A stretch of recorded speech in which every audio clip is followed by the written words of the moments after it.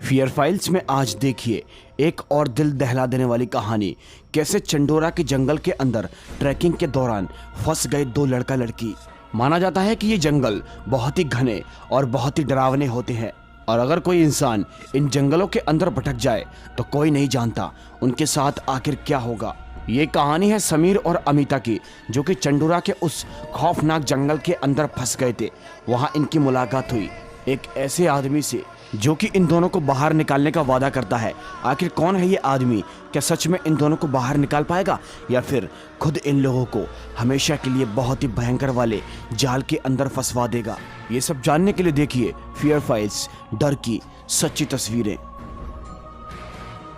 इस कहानी की शुरुआत में हम अमिता और समीर को देखते हैं, जो कि उसी जंगल के अंदर भटक चुके थे। वो लोग इस जंगल से बाहर नहीं निकल पा रहे थे और अब किसी भी तरह उनको इस जंगल से बाहर निकलना था, क्योंकि वो जंगल देखने में काफी खौफनाक और काफी घना था।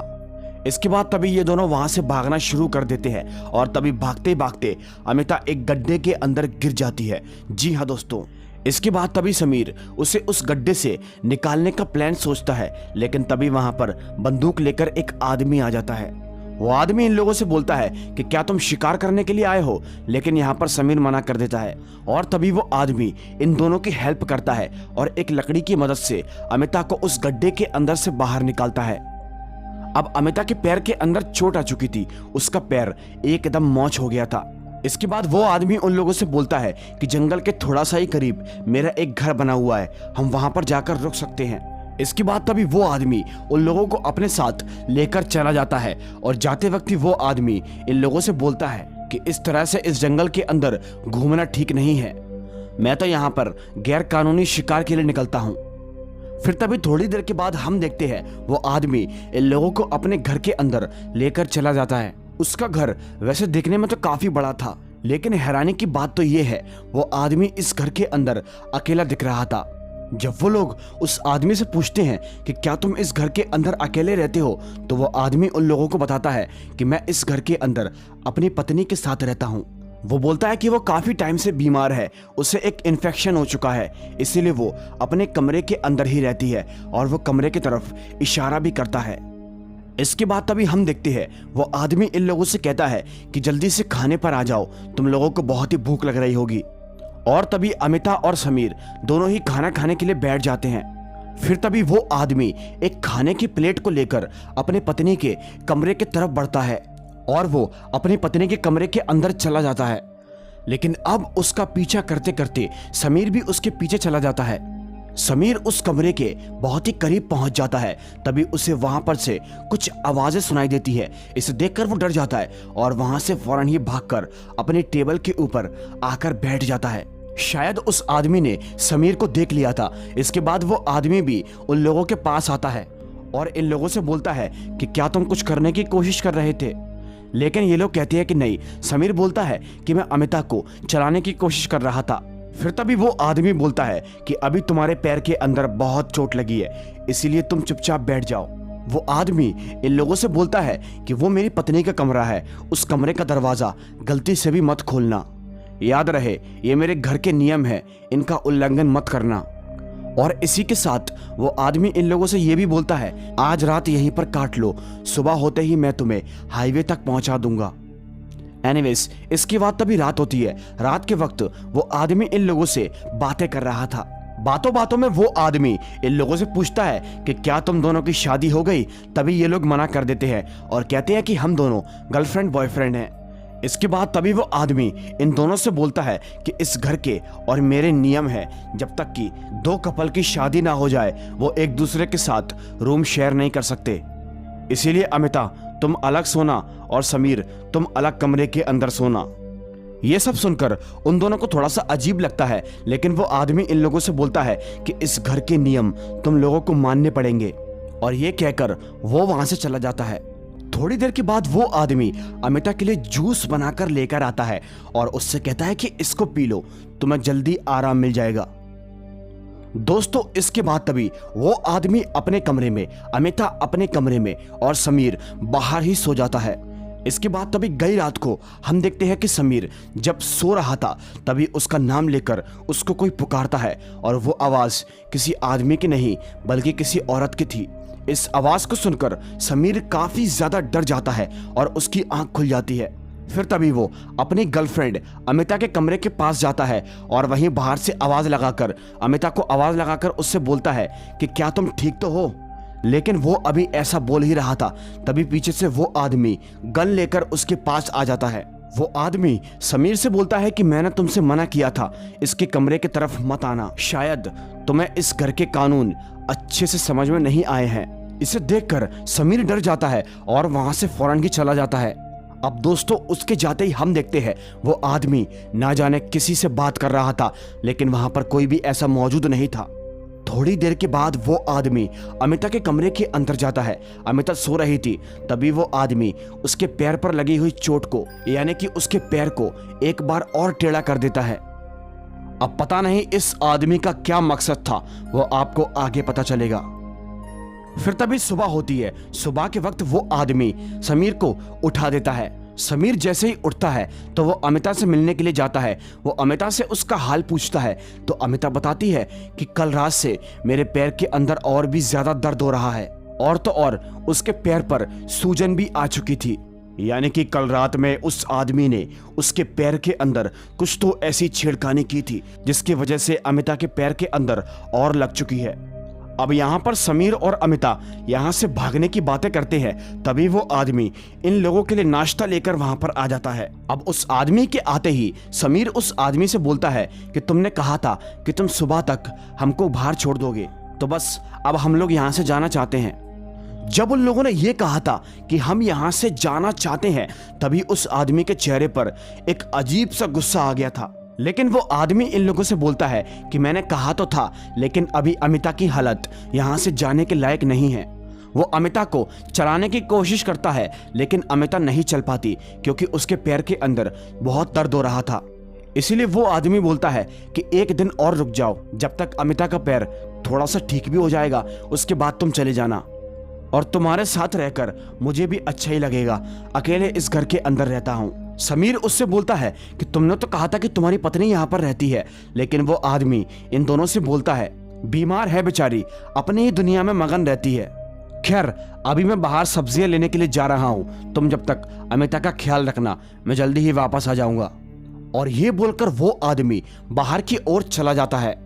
अब उस आदमी के जाते ही हम देखते हैं कि समीर उस घर से यानी कि उस जगह से बाहर निकलने की कोशिश कर रहा था लेकिन वो बाहर नहीं जा सकता क्योंकि वो आदमी दरवाजे पर बाहर से ताला डालकर चला गया था। समीर वहां से निकलने की बहुत कोशिश करता है, वो खिड़की से भी निकलना चाहता है लेकिन वहां से जाने के सारे रास्ते अब बंद हो चुके होते हैं। दूसरी तरफ हम उस आदमी को देखते हैं जो कि बैठकर ना जाने किससे बात कर रहा था और कह रहा था कि वो दोनों वहां से नहीं भाग पाएंगे क्योंकि मैंने अमिता के जूस के अंदर नींद की दवा मिला दी थी, वो सो रही होगी बेचारी। और इसी के साथ समीर जब अमिता के कमरे के अंदर जाता है तो वो पाता है कि अमिता बहुत ही गहरी नींद के अंदर सो रही थी, वो उठने का नाम ही नहीं ले रही थी। अब समीर किसी तरह यहाँ से निकलना चाहता है, इसीलिए अब वो उसकी पत्नी के कमरे की तरफ भागता है। वो उस कमरे के पास पहुंच जाता है और बाहर से चिल्लाकर बोलता है कि हमें यहाँ से बाहर निकलना है, प्लीज अपने पति से कहो हमें यहाँ से जाने दें, बस एक आप ही हैं जो हमारी मदद कर सकती हैं। थोड़ी देर के बाद समीर को वहां पर एक औरत दिखाई देती है और वो औरत ये बोल रही थी कि मेरे पीछे आओ। इसी के साथ समीर उस औरत को फॉलो करता करता उसके पीछे चला जाता है। जाते जाते वो देखता है वो औरत उसको नीचे एक तहखाने के अंदर लेकर चली जाती है। समीर वहां जाता है तो काफी ज्यादा शॉक हो जाता है क्योंकि उस तहखाने के अंदर खून लगा हुआ था और तो और उस तहखाने के अंदर और भी लोगों के ट्रैवल बैग थे। वो देखकर समझ जाता है कि यहाँ पे हमसे पहले और भी लोग आ चुके हैं जिन लोगों को इस आदमी ने जान से मार दिया। और इसी के साथ वहां पर उसे कुछ लोगों के आईडी कार्ड भी मिलते हैं। थोड़ी देर के बाद वहां की लाइट फ्लिकर होने लगती है और तभी इसी के साथ समीर को वहां पर एक बहुत ही डरावना चेहरा दिखाई देता है। इसे देखकर वो डर जाता है और वहां से फौरन ही वहां से भाग जाता है। इसके बाद तभी थोड़ी देर के बाद हम देखते हैं वो आदमी सब्जियां लेकर वापस आ चुका था। वो आकर समीर से पूछता है कि अब अमिता की तबीयत कैसी है। तभी समीर उसे बताता है कि अमिता बहुत देर से सो रही है। इसके बाद वो आदमी जब सब्जियां काट रहा था तभी समीर उससे बोलता है कि मुझे जंगल में घूमने के लिए बाहर जाना है, क्या मैं जा सकता हूँ? तभी वो आदमी उससे बोलता है हाँ चले जाओ, लेकिन एक बात याद रखना, अगर तुम यहाँ से भागने की कोशिश कर रहे हो तो भूल जाना। जा रहे हो चले जाओ, लेकिन याद रखना 20 मिनट के अंदर इस घर के अंदर एंटर हो जाना। और समीर उसकी बातों को समझ जाता है और अब वो उस घर से बाहर निकल जाता है। वो बाहर जाकर अपने फोन के नेटवर्क मिलाने की कोशिश करता है जिससे कि वो किसी को कॉल करके अपनी जान को बचा सकता है, लेकिन उस घने जंगल के अंदर मोबाइल फोन के नेटवर्क बिल्कुल भी नहीं आ रहे थे। खिड़की से वो आदमी समीर को देखता है तो वो जोर जोर से पागलों की तरह हंसने लगता है। और दोस्तों थोड़ी देर के बाद हम देखते हैं कि समीर को उस जंगल के अंदर नीचे जमीन के अंदर दफन एक लाश मिलती है। इसे देखकर वो डर जाता है और वो समझ जाता है कि ये पागल आदमी उन दोनों को भी जल्दी ही यहीं पर गाड़ देगा। इसीलिए अब वो अमिता की जान बचाने के लिए उसके घर की तरफ भागता है। दूसरी तरफ हम देखते हैं अमिता वहां सोने का नाटक कर रही थी। थोड़ी देर के बाद उसके कमरे के अंदर वही आदमी उसके लिए जूस और नाश्ता लेकर आता है। उससे कहता है कि उठकर खा लो, लेकिन अमिता उठती नहीं है। इसीलिए वो आदमी नाश्ते को रखकर वहां से चला जाता है। अब उस आदमी के जाते ही अमिता वहां पर उठती है और अपना दरवाजा खोलकर देखती है तो वो आदमी उसको सामने की ओर दिखाई देता है जो कि अपनी पत्नी के कमरे के अंदर जा रहा था। वो आदमी एकदम से पीछे मुड़कर देखता है। अमिता दरवाजे को फौरन ही बंद कर देती है और थोड़ी देर के बाद वो जैसे ही दरवाजे को खोलती है तो वो पाती है कि अब वो आदमी वहां पर नहीं था, वो अपनी पत्नी के कमरे के अंदर चला गया था। तभी अमिता उसका पीछा करते करते वहीं पर चली जाती है। वो उस कमरे के करीब पहुंच जाती है और उस कमरे के छेद के अंदर से वो अंदर झांक कर देखती है तो वो काफी ज्यादा डर जाती है। वो पाती है कि अंदर कोई भी नहीं था और वो आदमी एक पागल है। वो एक कंकाल को खाना खिलाने की कोशिश कर रहा था। अब थोड़ी देर के बाद समीर भी वहां पर पहुंच जाता है और अपनी आंखों से ये सब देखकर वो भी काफी ज्यादा डर जाता है। इसके बाद ये दोनों वहां से भागकर कमरे के अंदर आ जाते हैं, लेकिन कमरे के अंदर आकर इन दोनों को वहां पर एक डरावनी औरत दिखाई देती है जो कि बार बार एक ही शब्द कह रही थी, मुझे बचा लो। उस औरत को देखकर अमिता काफी जोर से चीखती है और उसके चीख की आवाज सुनकर वो आदमी भी इनके कमरे के अंदर आ जाता है। इसके बाद अब ये लोग उस आदमी से बोलते हैं कि हम यहां से निकलना चाहते हैं, और ये सुनकर वो आदमी एक बार फिर से गुस्सा हो जाता है और इन लोगों से बोलता है कि तुम लोग यहां से कहीं नहीं जाओगे, तुम हमेशा के लिए मेरे साथ ही रहोगे। और इसके बाद वो आदमी पागलों जैसी हरकतें करता हुआ बाहर चला जाता है। इसके बाद तभी समीर बाहर आकर उस आदमी से बोलता है, तुमने यहां बेकसूरों को मारकर उस जंगल के अंदर गाड़ दिया, क्या कसूर था उनका? इसके बाद तभी वो आदमी उससे बोलता है, वो लोग इस जंगल के अंदर भटक चुके थे, वो घने जंगल में अपनी जान बचाने के लिए तड़प रहे थे। उस समय पर जाकर मैंने उन लोगों की मदद की और अपने घर में जगह दी, उन्हें इतने प्यार से रखा। मैंने तो बस एक ही रिक्वेस्ट की थी कि तुम मेरे साथ इस घर के अंदर रह लो, हमेशा हमेशा के लिए मैं हमेशा तुम्हारा ख्याल रखूंगा। लेकिन उन लोगों को तो यहाँ से भागने की मची थी, इसीलिए मैंने भी मार दिया उन लोगों को। इसके बाद वो आदमी समीर को पकड़ लेता है और कहता है कि तुम दोनों यहाँ से कहीं नहीं जाओगे, हमेशा इधर ही रहोगे। लेकिन वही अमिता पीछे से उस आदमी के ऊपर वार करती है और अब वो आदमी समीर को छोड़कर अमिता को पकड़ लेता है। थोड़ी देर के बाद वहां पर एक आवाज आती है जो कि इसकी पत्नी थी। वो इससे बोलती है, छोड़ दे इन लोगों को। और अगले ही पल उसकी पत्नी की आत्मा वहां पर आ जाती है और वो आदमी अमिता को छोड़ देता है। तभी वो आत्मा उससे कहती है कि तुमने अभी तक मेरा अंतिम संस्कार नहीं किया, तुम हमेशा से ही स्वार्थी थे और तुम्हारे इस पागलपन ने मासूम लोगों की जान को लेने को मजबूर कर दिया। आज काल दिवस है, आज मेरी आत्मा को शांति मिलेगी। इसके बाद वो आत्मा समीर और अमिता से बोलती है कि तुम यहाँ से भाग जाओ। और अगले ही पल वो दोनों भी वहां से भाग जाते हैं। उनके जाते ही वो आत्मा अपने पति को जान से मार देती है और कहती है कि अब तुम यहां अकेले ही सड़ते रहोगे। समीर और अमिता अपनी गाड़ी के अंदर बैठकर उस जंगल से निकल जाते हैं। इन दोनों मासूमों की मदद उस बेचारी भली आत्मा ने की थी दरअसल वो एक अच्छी आत्मा थी।